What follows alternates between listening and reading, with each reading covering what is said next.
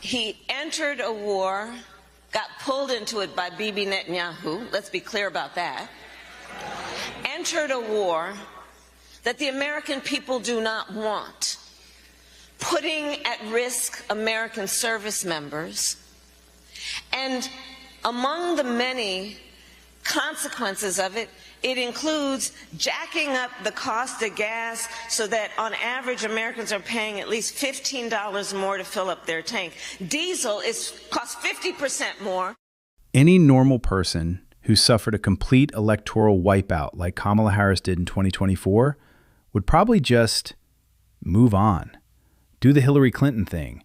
Retreat to the woods, show up every few months to say something cryptic on CNN, maybe fire off a passive-aggressive post on X, sorry, old habits, and just quietly fade into the background.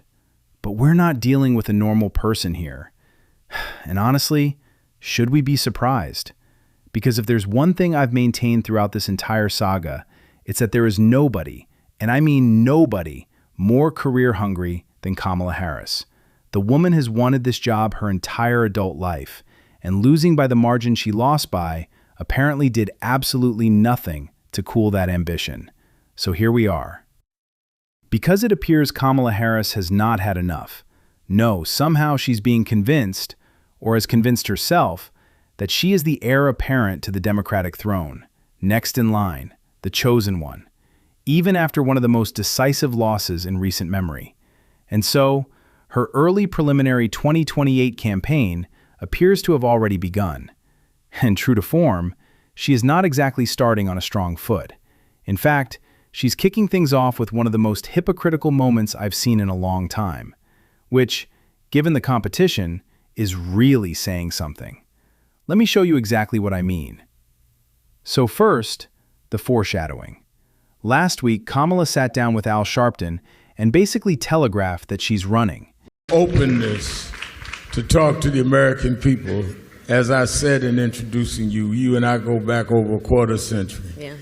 And if there's anyone that has had open communication, is you and I. Mm-hmm. So are you going to run again in 28? So, here, okay, I tried to be subtle, but I just figured I'd go right at it. Well, that's as subtle as Reverend Al Sharpton could ever be. We love you for many things, but not being subtle. Listen, I might. I'm thinking about it. Now look, I could be wrong. Maybe she's just keeping her options open. But she's polling near the top of the Democratic field right now. It's basically her and Gavin Newsom trading blows at the top of the ticket. And if that holds, she's running. I genuinely believe she could not stop herself even if she wanted to. The ambition is just too strong. But that was just the warm-up, because then comes the second piece of evidence, full-on campaign-style videos, like this one. Hey everyone, so I'm here in Charlotte. Since the start of Trump's war of choice, it's $15 more every time you fill up your tank of gas. The price of diesel has now gone up 80% since the start of the war. And you best believe that's going to carry over to how much you're paying for all the goods that are being transported on those semis. We've got a president who is paying more attention to what he thinks is in his best political interest and personal interest, as opposed to what is in the best interest of working people in America. The opportunism. She just could not help herself. She spotted what she thinks is a moment of weakness for the president. Gas prices are slightly up from last month, and she pounced.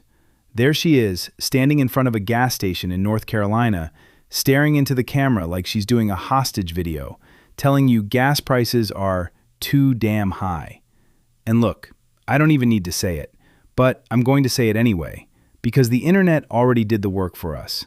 Someone tracked down the exact quick trip she filmed at. Same location. Google Street View, June 2022. And what are the prices on that sign? $4.53 a gallon. Who does she think she's talking to? Seriously.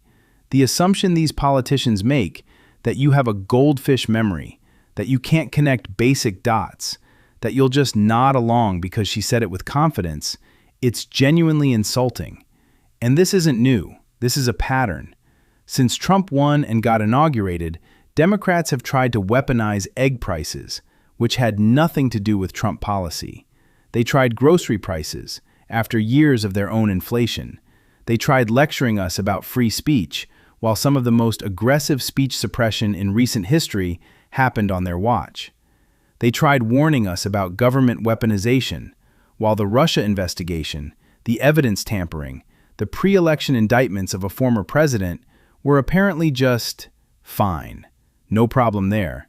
And now, gas prices, from a California Democrat, who quietly flew past the gas stations in her home state, where prices look like a phone number, to go tell North Carolinians their gas is too expensive.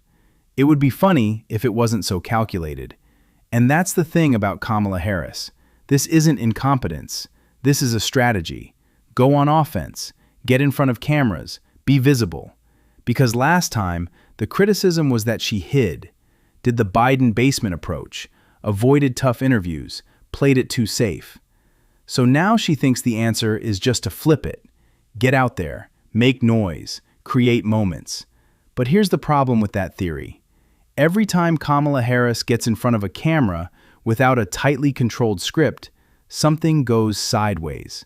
The message falls apart, the hypocrisy becomes undeniable, or she hands the other side a clip they'll be playing for the next 3 years. And this gas station stunt is Exhibit A. So yeah, the 2028 Kamala Harris campaign has apparently launched.